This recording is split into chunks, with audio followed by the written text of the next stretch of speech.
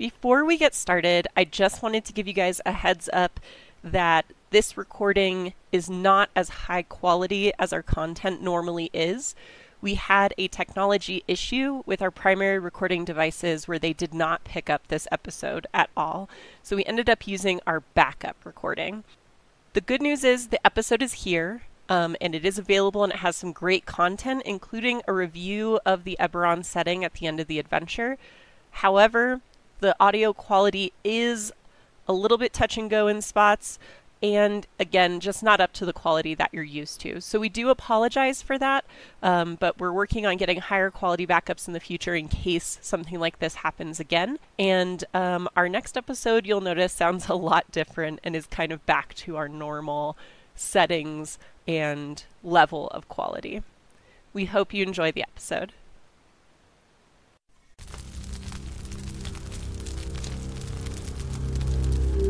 Since times before history, we've been gathering around our fires to tell stories.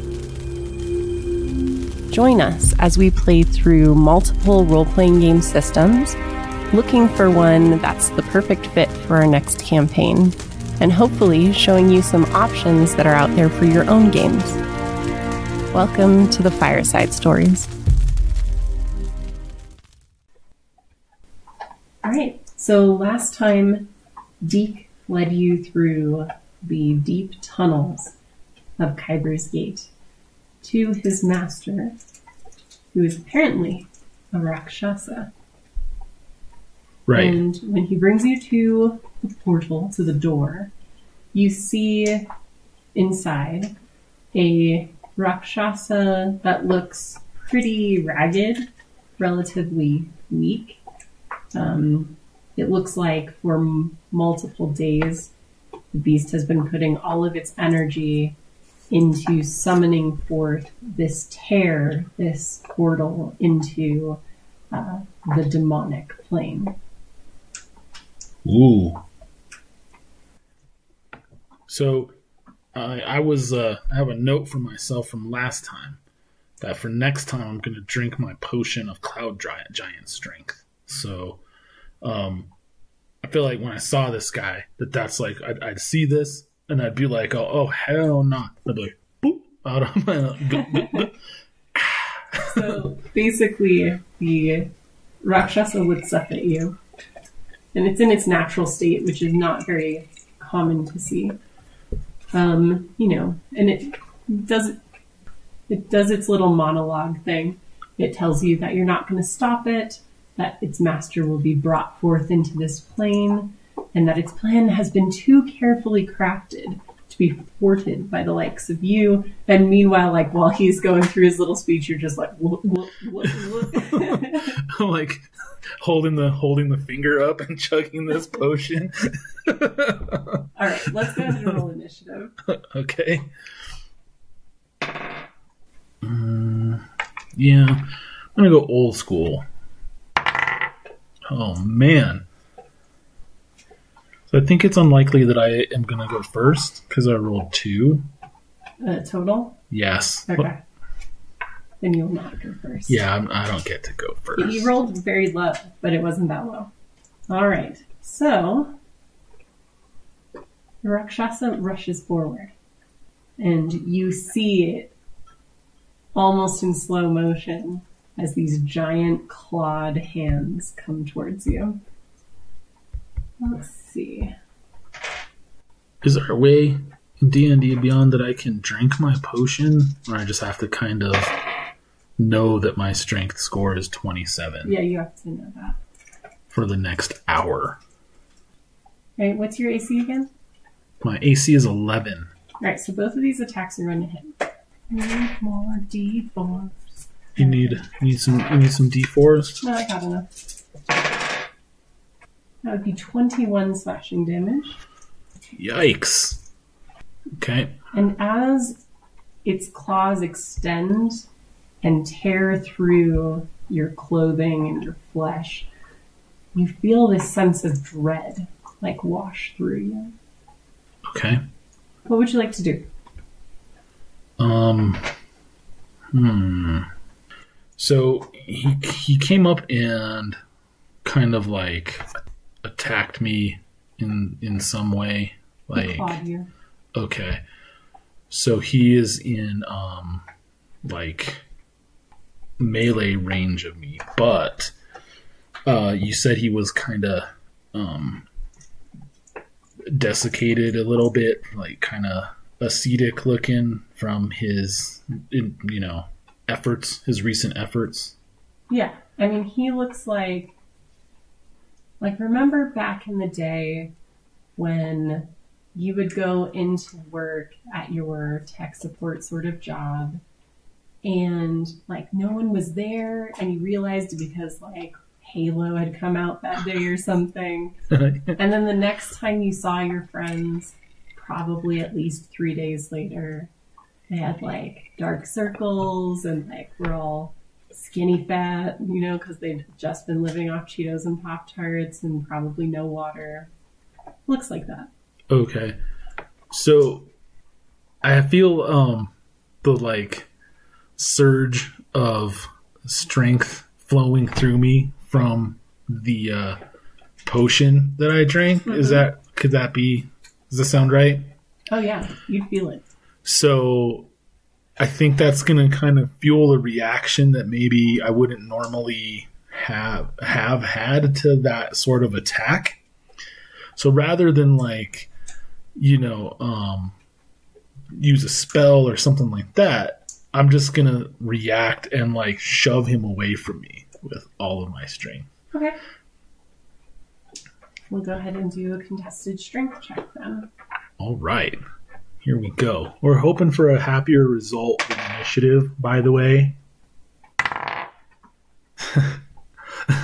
I doubled my previous roll, but that's a total of 12. Which ends up being higher than his roll. So you are able to shove him back. I'd say probably about 10 feet. Okay. And he's probably, cool. I'm going to be honest, I kind of just wanted to see what would happen. All right, anything else? No, that's all I got right now. I mean, I could, talk to him or whatever, but I can't actually do anything. So, no, not yet, not right now. All right, so he regains his footing and hits you with his claws once more. Ooh. It's 24 slashing damage. Okay. That is rough. I am tore up. Okay. So, let's look at my 7th level spell. If I recall correctly, I took Power Word Pain. Yeah, I did. Okay. Alright, cool. Yeah, well, I'm not gonna blow that quite yet, but that will come in handy. Instead, let's get this dude away from me. Okay. And hang on. Let me see what my range is on Power Word Pain. Come on now. I mean to cast it. Range 60 feet. Okay. Cool. And don't forget you have your new items as well. Yeah, I have those all equipped. I do have plus 1 to cold damage right now because of that. But I don't know that there are any that are necessarily relevant to what I'm trying to put together here. But so the first thing I'm gonna do is get some range from this dude, and I'm gonna do that by casting Scatter on him. And sweet, it is a Wisdom saving throw with an 18 difficulty. He does not make it. So the air quivers around the creature of my choice that I can see within the range of 30 feet and is teleported to an unoccupied space that I can see within 120 feet of me.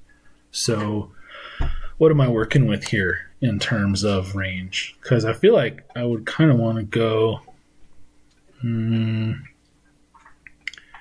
not 120, maybe 90 feet. Okay. Maybe I should go the full 120. I don't know. Because if he moves towards me at 30, then that means I can move towards him at 30. He could also double move towards me, like run, and that would put him back in range of other spells. So, yeah, I'd like to go the whole 120 if I could. I like how you say everyone moves 30.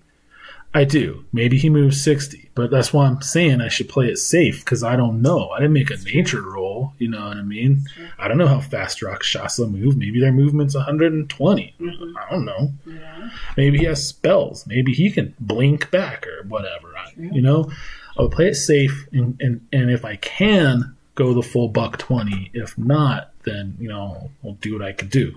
All right, so you're standing just inside the doorway to this ruined, cavernous area that he's using for his ritual. But the area beyond that is pretty vast.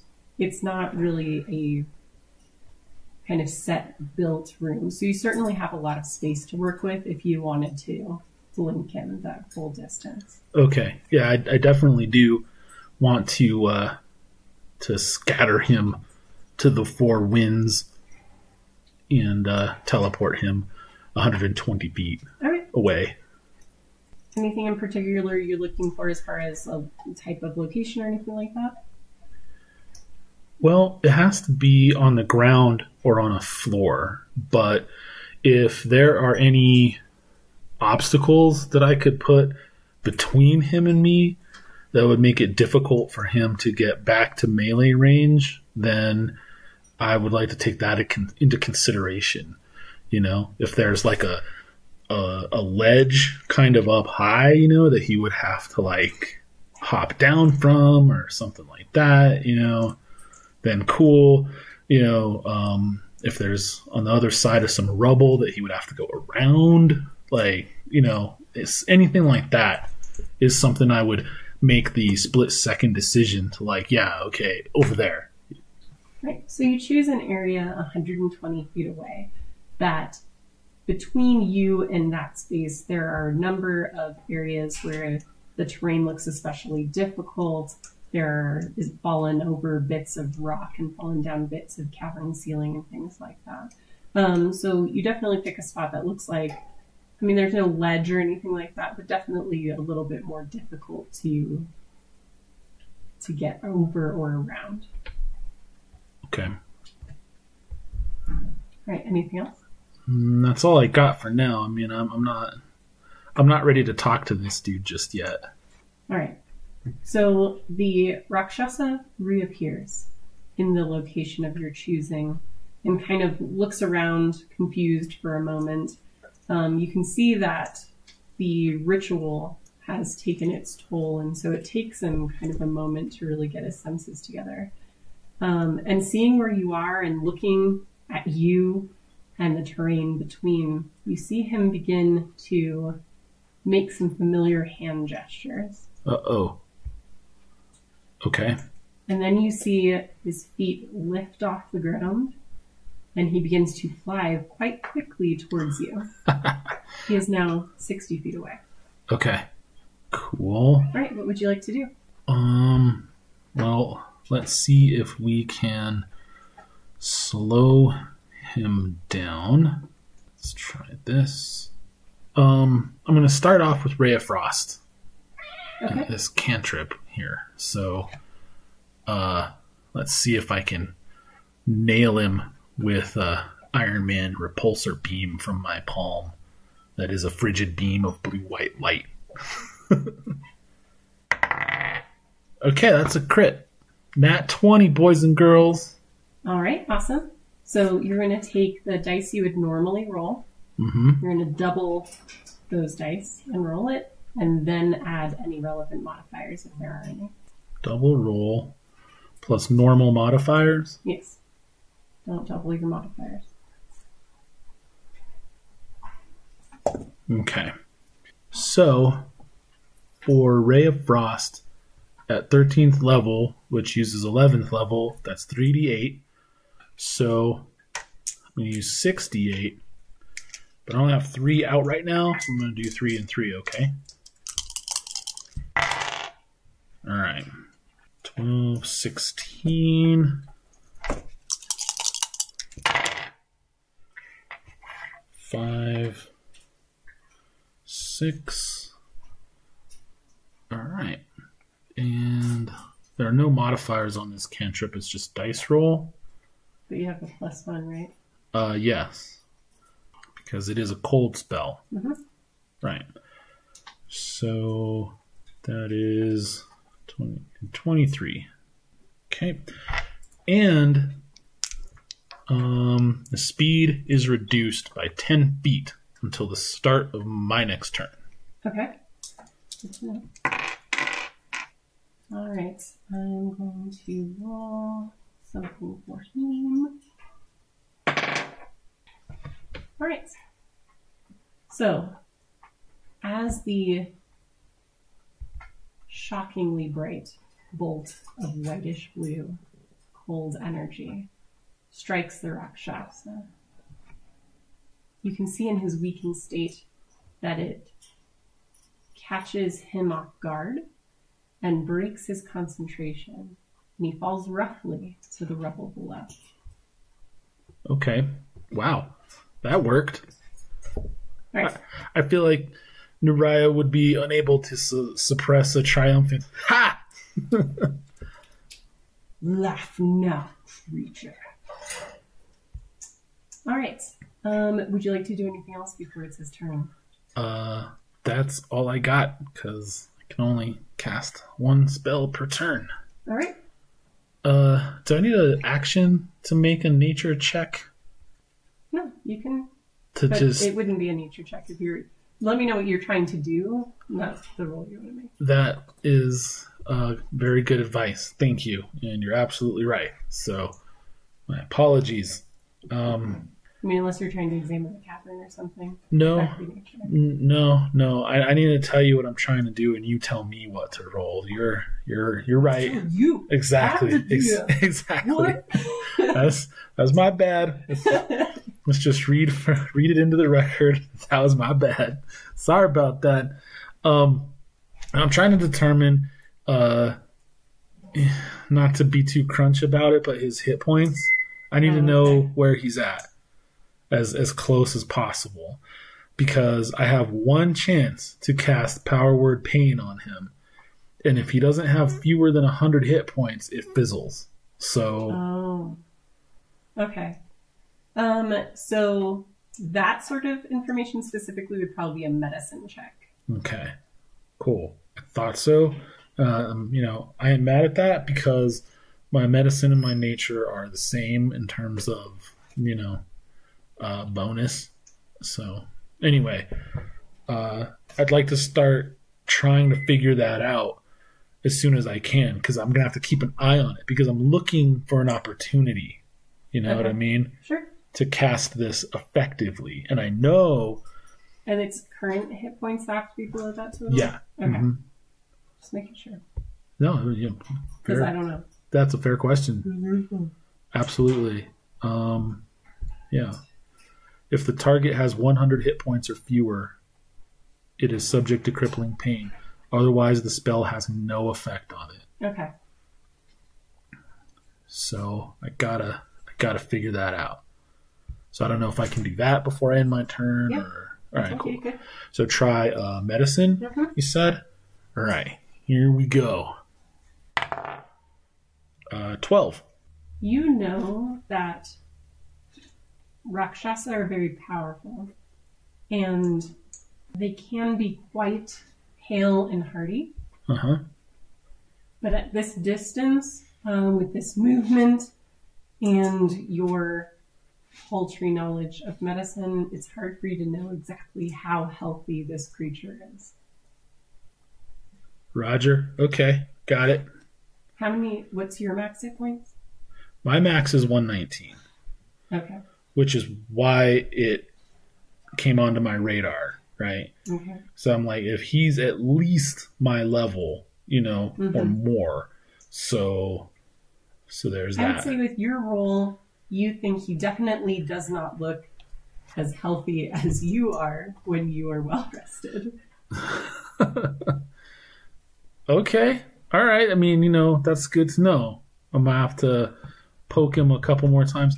Now, here's the other thing, though. He fell to the ground. How far away is he right now? 60 feet. Okay. So, all I did was cast this spell, right? I can still, move away from him. Yeah. So I would like to move away from him to, I'm trying to kite him a little bit here. All right. So out of the doorway and back towards Deke in the tunnels? No, I need to keep him in this open area to kite him. So I might need to So kind of rushing in and towards a corner away from him sort of thing? Yes. Okay. Gotcha. Because I need room to maneuver, and if I'm in a hallway, I'm at a disadvantage. And do you move at 30? Is that what you assume everyone does? I don't assume everyone moves at 30 because I move at 30. I assume everyone moves at 30 because that's your standard movement speed for a medium creature. Okay. This is I know it doesn't sound like it. No, it's just I'm sizist. I know it sounds like it, but this isn't my first rodeo. I've played a lot of races and characters. I won't say I played a lot of classes because that's not true. Because I tend to play the same class, so rogue, barbarian, ranger, and I'm branching out here. But the race is the same. Not the same. The race is diverse amongst all these classes, and I play different races, and they all have the same movement. So right, until you apply a class. Until you apply other stuff. So that's all I'm saying. It's a good baseline. Okay. It's a good rule of thumb to gauge what their movement ballpark might be. All right. How far away is he now that I've moved? Well, assuming that you moved 30 feet, that would place him 90 feet away. Yeah. Okay. So I didn't know if it was simple arithmetic like that or if there were angles and shit involved and you had to do make you be that name with all the numbers and stuff. Trigonometry and geometry and whatnot to we'll keep it simple. Calculate where I ended up by, figuring out what the hypotenuse is between me and him and Yeah.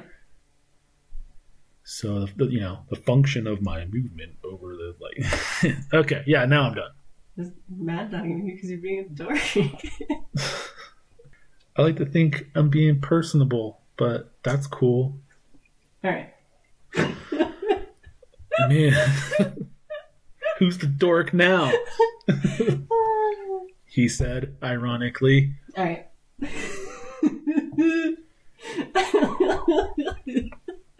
You just make an outro that's auto-tuned to my dumb laughs.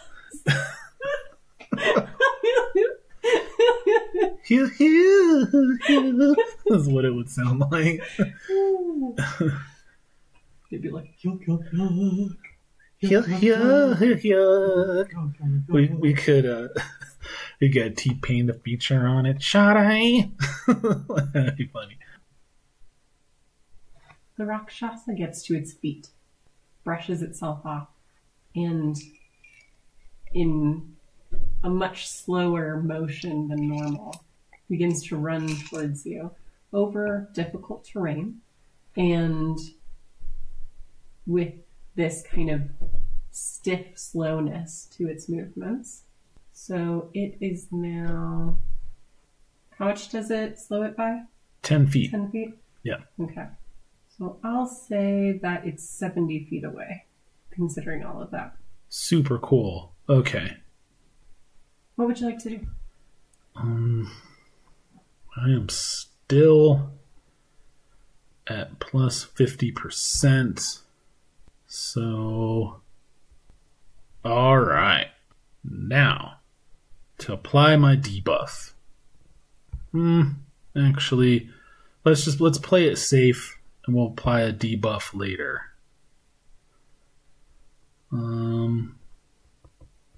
Let's go with. Let's go with a different debuff. Attack rolls. So let's just see if we can't trip this dude up. Ah, shoot. The range on this is only 30 feet.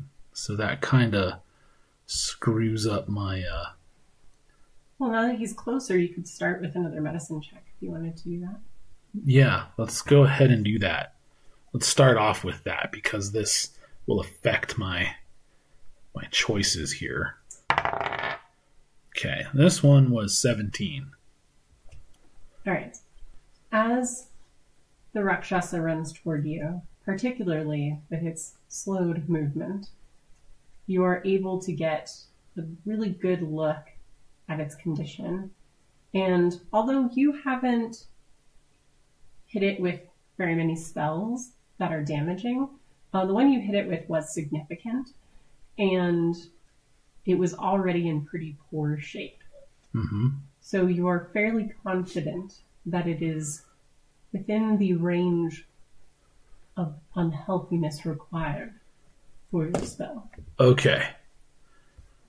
Yeah, let's go ahead and hop straight to our debuff of Power Word Pain. Okay. I think it's Power Word T-Pain. Power Word T-Pain. Okay. So I speak a word of power that causes waves of intense pain to assail one creature you can see within range. So I'm going to have to move to within 60 feet of this guy. Okay, which you can do. It's 70 feet away, so you'd only have to move 10 feet. Okay. And then speak the power word. And it is a DC 18 Constitution saving throw. He does not make it. All right. Whew. All right. Let me cast it to burn that spell slot. Okay. This is pretty cool. It is subject... If the target has 100 hit points or fewer, it is subject to crippling pain. A target is also unaffected if it is immune to being charmed. So that's interesting. Because if it's like an elf or similar, you know what I mean? He would not be immune to the effect of the spell. Luckily for me, because I totally thought about that earlier. Yeah. So while the target is affected by crippling pain, any speed it has can be no higher than 10 feet. Okay. So I like that. That's significant. Mm-hmm. The target also has disadvantage on attack rolls. I mean, he'll probably still hit you because your AC is horrible. Ability checks, and here's the cool part, and saving throws. Okay. Other than Constitution. Finally, if the target tries to cast a spell, it must first succeed on a Constitution saving throw, or the casting fails and the spell is wasted. Okay. Good to know. And they can try to save with con at the end of its turn to end the effect. All right. Now, you said it's racked by crippling pain. Mm-hmm. Does the crippling pain only have these effects, or does it have any damage as well? There's no damage. Okay. It's just a straight up debuff. Okay. Understood.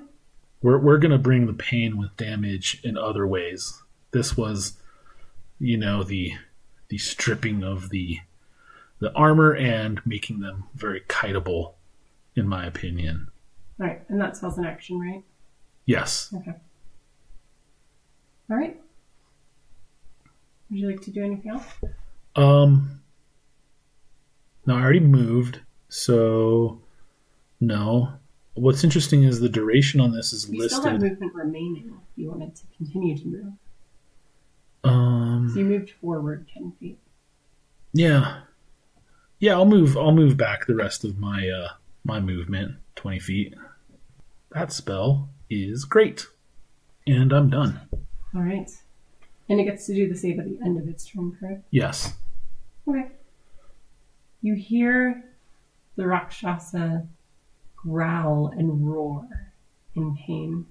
And it kind of claws at its head and at its chest, and it seems to be racked with some sort of source of pain that you cannot see, but you know is there. And it stumbles forward over the rocky terrain, barely making it any closer towards you. It's about 70 feet away. What would you like to do? All right. And normally you're supposed to start off a little bit more slowly, and I've done a little bit here. I mean, I went all the way to 7th level for Power Word Pain and for Scatter at 6th level. Those are probably smart decisions. I think so too, but it's like that's the only slot I can use to cast those spells is the thing. Right. Like I didn't amplify them. I mean, quote unquote amplify, because that's something different, like technically, right? But I think we're gonna have to go with a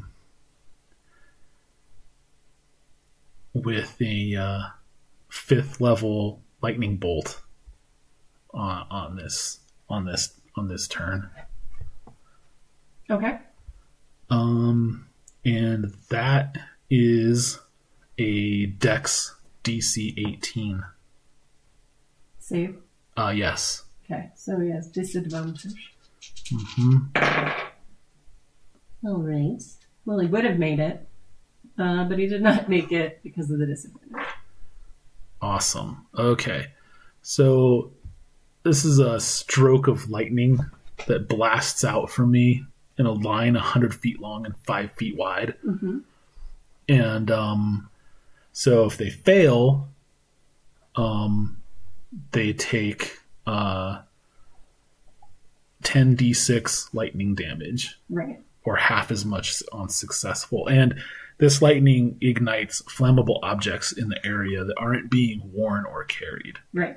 So... And there isn't much in the way of flammable in here. It's mostly rock and debris. Yeah, I mean, I thought so. So let's get back to my White Wolf roots. 2, 4, 6, 8. I actually need 2 more d6s. Thank you. All right. Let's see what the bones have in store for us. Okay. 8, 10, 16, 20, 24, 30, 36, 38, 42. Okay. All right. Having the time and distance to properly cast your spell, you are unhurried, unharried. You unleash a stroke of lightning that brightens the cavern to a daylight glow. Mm. And the Rakshasa barely has time to look up from where it's kind of hunched over its core, like, protecting those internal organs that you do instinctively when you're in pain. Oh, right. Mm-hmm. And gets hit full on with that bolt of lightning. And you can smell burning hair, and you can see blood start to run down out of its maw. It does not look well. He's having a bad day. All right. Is there anything else you'd like to do? Yes, I think. So actually making an intimidation check is an action. Is that right? Okay. So I'll taunt him in an intimidate. I'd like to taunt him in an intimidating fashion, but obviously I'm not actually doing the intimidation thing, So what would I say to him? Like kind of holding my hand up in a sort of like fingers contorted kind of like if you've ever seen the side of like a heavy metal van, with a wizard holding the like brutal orb of nothing, in his hand while he glares menacingly with lightning and like probably a unicorn behind him and whatever. Right. Like he's making that kind of pose, and if there's any wind like blowing back his flowing black locks and any moonlight shining on his beautiful horns, that would be rad. Yeah, like he starts to prestidigitate. Right. Some breeze and moonlight. Yeah, to yell out at the Rakshasa deceiver and quit while you're ahead, worm, and you might make it out of here alive. Very dramatic. Kind of straightening up and brushing bits of fur and crusty bits of skin even aside from itself.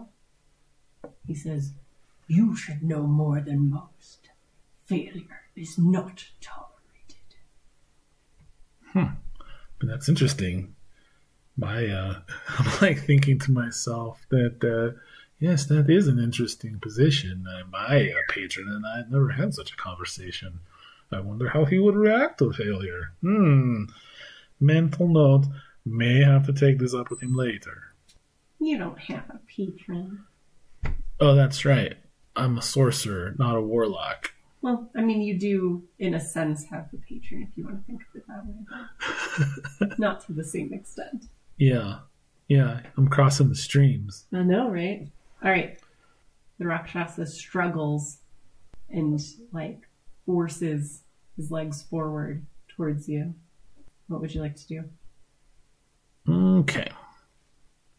So I cast Lightning Bolt. And cool. Okay. So I would like to cast Bane with a first level spell slot. Okay. And so for the material component is a drop of blood. The somatic component is curling your hand into a fist so tight that your tiefling claws pierce your skin and procure said drop of blood. Okay. So that it falls into the air, between your other hand with its palm held out and is kind of suspended there while you say the verbal part, which is all sorcery and stuff like that. And so when you cast this spell, they have to make a charisma saving throw. DC 18. Right. Well, because of the disadvantage, did not roll a 20. Instead, you rolled a failing roll. So, yeesh. Go ahead.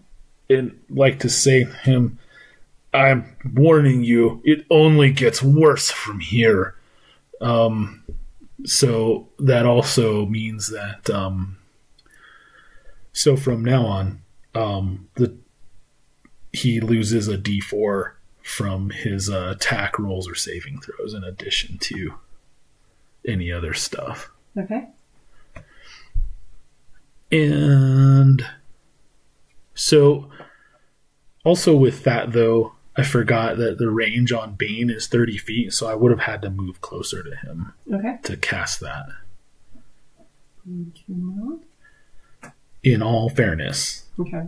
I missed that part, sorry. You're good. I was too focused on the dramatic. All right. Let's cast Bane. All right. Cool. And I am done. All right.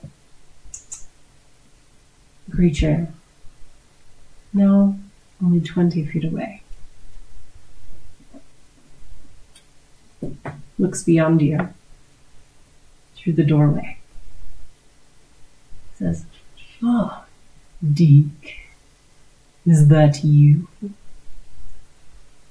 Come here." Oh no.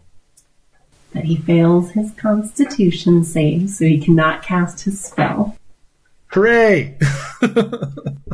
All right. And it is your turn.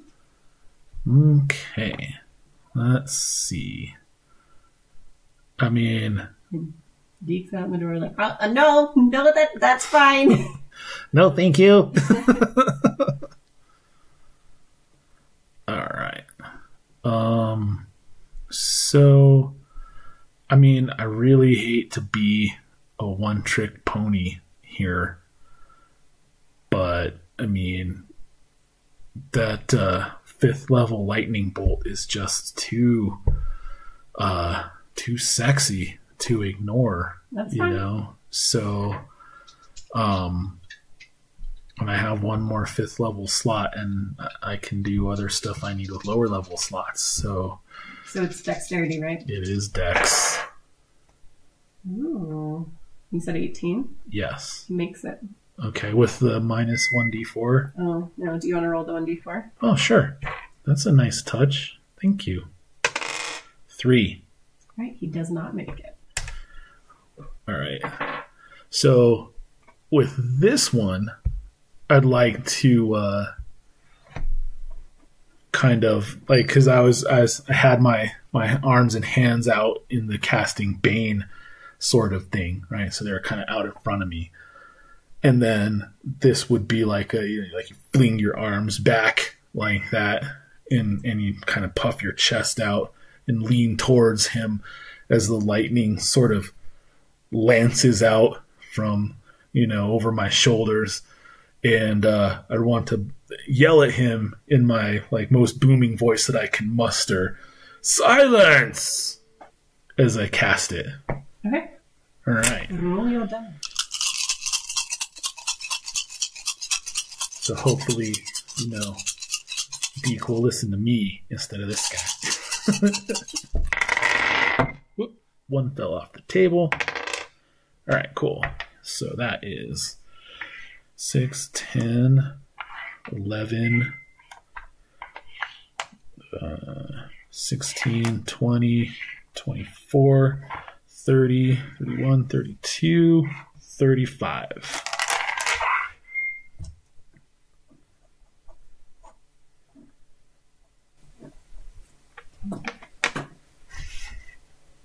Rakshasa squints against the incredibly bright light that coalesces from behind you and arcs around your shoulders towards it. And the lightning hits him full in the chest and strikes him, and he falls backward to the ground and slides about 10 feet. That's always so satisfying when that happens. Is there anything else you'd like to do? I think I will move to, let's see here. I was within... You're 30 feet away. Yeah. Currently. Right. So I'll move away from him, I think. Maybe over by Deke, I think. If he's targeting Deke, then I'm gonna move over by Deke then, even if it's closer to this dude. Okay. To protect my friend and to be nearby so that I can talk to him if necessary. Standing protectively in the doorway, you watch as the Rakshasa very shakily regains his feet. And he says, "I will not be silenced, and I will not be stopped. I've worked too hard." And once again, he hobbles forward. And it appears he's still affected by your spell. You have to give him full marks for persistence. All right, what would you like to do? The first thing I'm going to do is impart some wisdom to my friend here and retort that, it's a harsh fact of life that sometimes you can try very hard and do your best and still fail. And with that, I will... Confetti.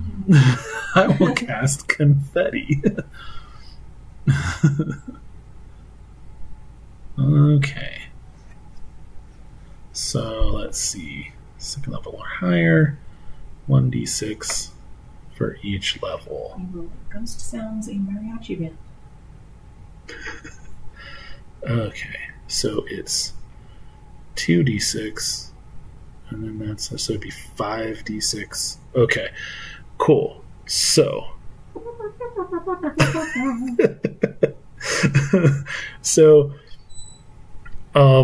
I think I would like to cast Ice Knife. Oh, that's fair. This is Are you going to run up next to him first? No. Okay. I am not. I'm going to remain 60 feet or however far You're feet. 50 feet away from him. Yes. Apparently. I'd like to remain 50 feet away from him. And I need a drop of water in order to cast this. Sure. So whatever the source of the drop of water, be it sweat from my brow or from a small flask or whatever, the drop I'd like to think sort of rises from my palm as it coalesces into this, badass like ice shard. And then, you're kind of quaking with the power of the spell as you conjure. Yes, as you conjure. That is a conjuration.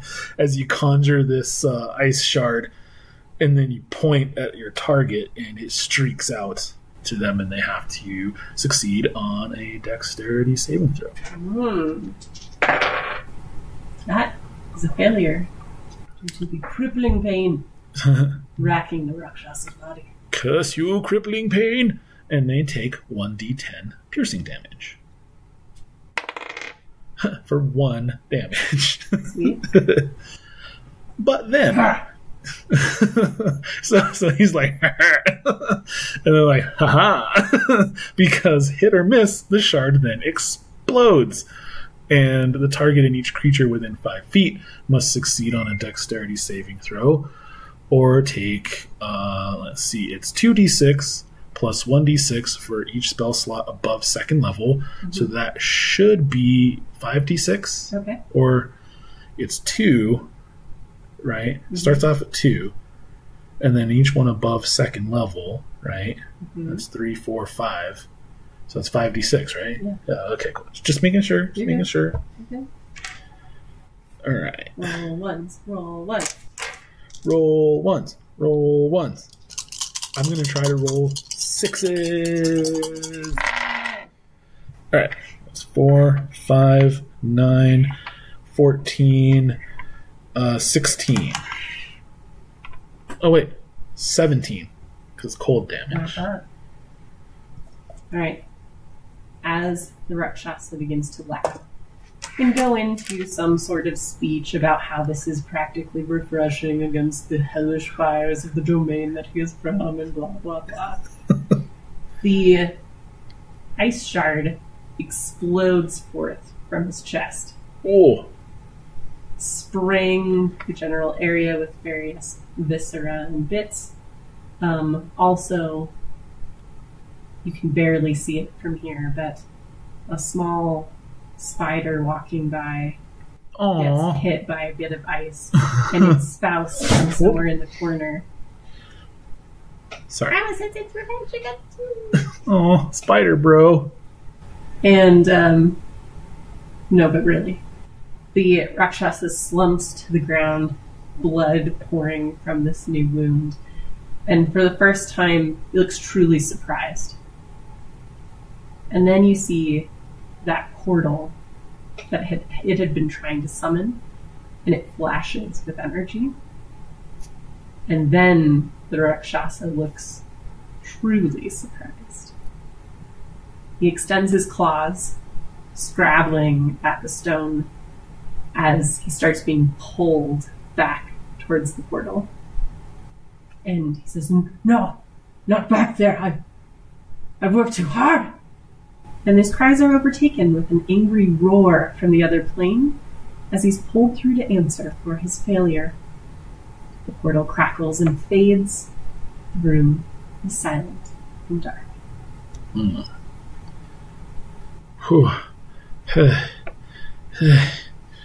Like, kind of, after you're doing all your casting and bravado and stuff like that, and then everything kind of falls silent, like you say, and then so you sort of deflate, like, after that, like, holy shit. Like, oh man. The comparatively, like, dim light that Deke has with his little lantern shines in the area as he runs over to check on you, sees, like, these massive lacerations that you have. Where, I mean, through the course of this fight, you've functionally been ignoring them, but you are standing in a puddle of your own blood at this point. Yeah, absolutely. Oh, my dear friends, let's get you out of here. I can show you the fastest way back. Excellent. I mean, I feel like I would, cure some wounds and stuff like that on myself. You absolutely can. So let's do cure wounds at 4th level. Okay. Which is going to be 4d8 plus 5. Awesome. So here is my... I only have 3d8 right now, so that'll work. Alright. So that is, 9, 15, so that is 20 HPs. Okay, that helps. That's a little bit. Yeah, to just maybe stop the bleeding, Right. like make the walk a little easier, As you get out of Khybers Gate and into the cogs, it's almost like the battle that ensued could be felt by the denizens of this place. Everyone's kind of waiting and quiet, and they watch as you walk through. Even the dusk sort of like part to let you pass. And as you reach the surface, Logra is there to meet you. Logra! And she takes you and Deke to be treated for your injuries. Awesome. The first 2 nights after the events, you notice that you have terrible nightmares. Ooh. Sometimes they're incoherent, and other times they're full of dark and terrible imagery. Yeah. One of the attending clerics explains that it's a function of a curse that you contracted from the claws of the Rakshasa, and it takes several more days after that for it to be exorcised from you. During that time, Logra visits. She explains that Deke is facing some consequences, but that they shouldn't be too harsh. Rakshasas are known to be creatures with incredible powers of control and deception, and that's being considered in his sentencing. Okay. She lets you know she has had the opportunity, though, to meet with the boss. Oh, the boss. And they are actually talking about working together. Very recently, there have been a string of crimes that are affecting Sharn and the cogs below. It looks like Warforged are being targeted and deactivated. Oh no. Murdered. No! Now, the Watch wasn't really allowed to interfere and do much about it until very recently. One of the Warforged flying caravan drivers for a wealthy family suddenly deactivated, and the carriage plummeted to the lower streets of Sharn. Oh, okay, I see. It's not an issue until rich people are affected. now all of a sudden it's a big deal. And so Logra is now working with the Dask in the cogs to try to get to the bottom of this. She hopes you'll get better soon because it looks like she'll need some help. All right. Oh man, I was hoping that she would ask for my help and that I could maybe, I don't know, work with her because, ever since recent events, I'm starting to look at her in a somewhat different light, having almost lost her. We've been friends for so long, but I just don't know what I'd do without you, Logra. And in the corner of your hospital room, a vengeful spider weaves a web, waiting for its chance. All right, and that's the end of your little mini adventure in Sharn.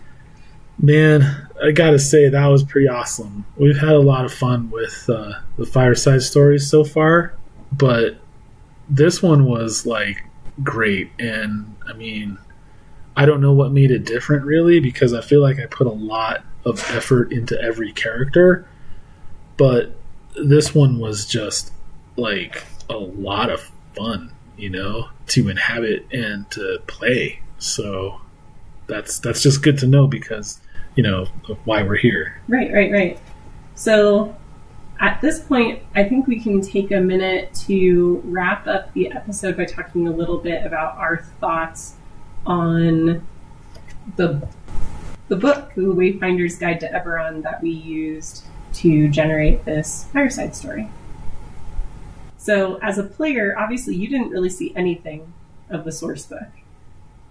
You had access to some of the features during character creation, but you actually didn't make an Eberron-specific race or anything like that with the way that the roles turned out. Right.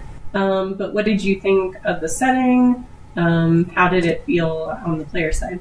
So the setting was fantastic in terms of Sharn, the city that I was in. Just the different levels of it and the sort of it had this kind of citadel sort of feel to it, like it was just this giant pillar of civilization, and I kind of imagined it with just this desert spreading out around it. It was almost like a mega city in Judge Dredd, because Right. It just went straight up and straight down, and it was inside you have this fully functioning stratified society, and then outside it's just here there be dragons. There's just nothing. So it was really rich and easy for me to get into in terms of that. And then it also had this just really awesome flavor that you can go up to Elysium and you can go down to Hades, so to speak.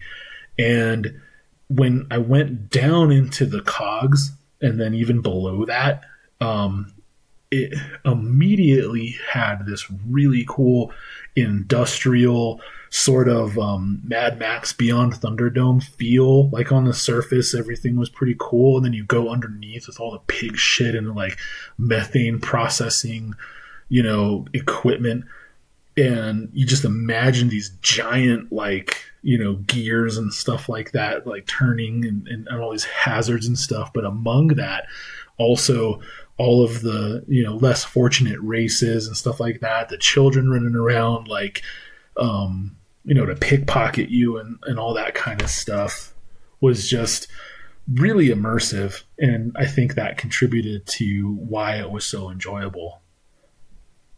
Yeah, I think definitely from the DM side, first of all, I don't think it's really fair that the book is the Wayfinder's Guide to Eberron, because it's really the Sharn Lover's Guide to Sharn. I think it'd be difficult to use the book in its current edition to run an adventure with a lot of detail outside of Sharn proper.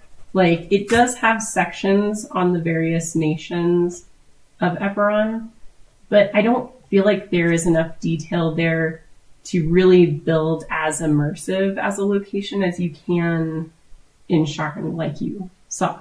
Yeah, that makes sense. But in Sharn, it gives a ton of tools, and it does things I really hope to see in future adventure settings. I loved, so there was something that you ended up dealing with a lot.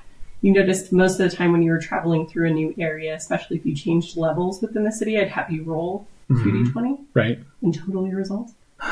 Yeah. So there are these tables in the book that are just little things that happen to you as you traverse the streets of Sharn in the different levels. And it was cool because as you rolled them, we were able to kind of tweak them a little bit so they felt like they were part of the adventure, or that they were potential hooks for other things going on, like the crying man in the park that you saw. Mm-hmm. Yeah, that's who came to mind right away. Yeah. Wasn't related to the adventure at all, but could have been a hook for something, you know, if you wanted to go talk to him. Mm-hmm. And so it gave a lot of opportunity for things to come up. The watchmen that were running down the street weren't actually looking for you. They were a random encounter, but they gave that feeling of tension when you got to that point and things like that. Right. So I think they did a really good job with like building in all these little nuanced happenings to keep the city feeling busy and populated. Right. And there's a ton of detail within Sharn. As an adventure setting, I was a little bit disappointed that there wasn't really a full-fledged intro adventure in it. There are some adventure hooks that they kind of put together, like starting at the university and things like that. But otherwise, the main way that they have in the book to start an adventure is they have something called a quick Sharn story, which is a chapter at the very end, or a section at the very end. And you basically roll on a few tables, and it gives you a very basic story outline, which then you have to flesh out yourself. And so that's what I did for this adventure. So I rolled a few dice behind the scenes while you were making your character. Well, you did an excellent job. Thanks. And the hook that we got is the PC notices a corpse in an alley, a corpse that looks exactly like the character. So that was the hook that we were running with. The villain was an enigmatic Rakshasa. The plot was that the villain is working to start a war between two factions. The twist is that a former friend or an ally is working with the villain. And the final scene would need to take place in the heart of Khybers Gate in the Cogs. So those were all of the details I had to put the adventure together. And since I knew we had to have someone you knew working with the villain, that's why during character creation I had you decide on 2 people you knew. But that also established yourself within the city and gave you kind of an anchor within that space as well. It's not like you're alone and a stranger in that place because you've been there for a while. Yeah, I mean, I definitely would have had, you know, at least a couple of friends. But I feel like I had a lot of acquaintances and a lot of even maybe friends, and then like 2 really tight friends. Right. So kind of like real life. So that worked out pretty good. But yeah, I really, though, like, I have to say it as a storyteller / DM, really fell in love with the random streets tables. Even the random spray painted mural that you came across when you got waylaid by those hooligans at the very beginning. The lady dragging the knocked out dude with the aberrant dragon mark and stuff like that. She was another one of the randos. Yeah. Yeah. So, I mean, there were a lot of things that just gave it a lot of flavor and like you really felt the Sharn-ness of it. No, absolutely. I would definitely say my only issue with the book in its current edition is that going outside of Sharn, you don't have that feeling. It's it's much more vague. And so hopefully down the road they'll expand that out because a lot of people really do like the setting. So it does give a lot of potential. But yeah, so I'm looking forward to see what they do with the Magic the Gathering book to see if it's similar or if it has a little bit more adventure crunch in it or how they do it. Yeah, Ravnica should be pretty cool. And I'll tell you what, win, lose, or draw, whatever we end up doing, I definitely want to revisit this either offline or whatever and play out in this setting because it's like Sharn Lover's Guard to Sharn. but I like just make a somewhat higher level paladin and play through this and just play like a Judge Dredd flavored like adventure here. You know, that would be awesome. And just the rush that I would get as a player to be able to like tell this huge crowd in some district or whatever, Makthari the law, I'm the law, like would just be so amazing. You know? Like, it'd be so you should change cool. your character in our next campaign with all of our friends. You have to do that voice the whole time. No, I can't. We're already playing a drow warlock. Like you can't go from a fancy lad to Judge Dredd. I'm the fanciest of lads. I mean, I walk around on tiptoe because I don't have my boots and I don't want to get my feet dirty. I mean, like, it's ridiculous. Well, my lovely friends, as you can tell, this is the end of the Eberron adventure in our Fireside Stories, which means that we're moving on to our next setting as we search for the coolest system for our next full-length campaign. Absolutely. I'm really looking forward to the next one. I think I'm going to rewatch Altered Carbon in preparation for this next one. So in case that wasn't enough to give it away, or if you haven't heard about it, there is a game called Eclipse Phase that takes place in a world where if you've seen Altered Carbon or read the book that it's based on, it's a post-apocalyptic, transhuman, gritty, noir, conspiracy, sometimes horror, depending on the setting. Yeah. It's, space noir. Some would say dystopian future. Very, I mean, I wouldn't call it cyberpunk, but in a way it does feel very Blade Runner. So it does meet a lot of those requirements, like space punk, I guess I would say. Space punk, space opera, dystopian future, all of that. If you want to follow along, the second edition is in beta right now. And those free beta rules are what we'll be using to run our mini adventure. And so our next episode for our Patreon backers will be the character creation episode, as we kind of get set in the system and put our characters together. For those of you who are not Patreon backers, the next episode that you will see will be the character creation episode for Eberron, because non-patrons get that after the adventure instead of before. I think that's a fair shake. All right. Well, thank you everyone for listening. And, as always, rage out, but not in a way that gets you caught. Yeah, and keep killing it.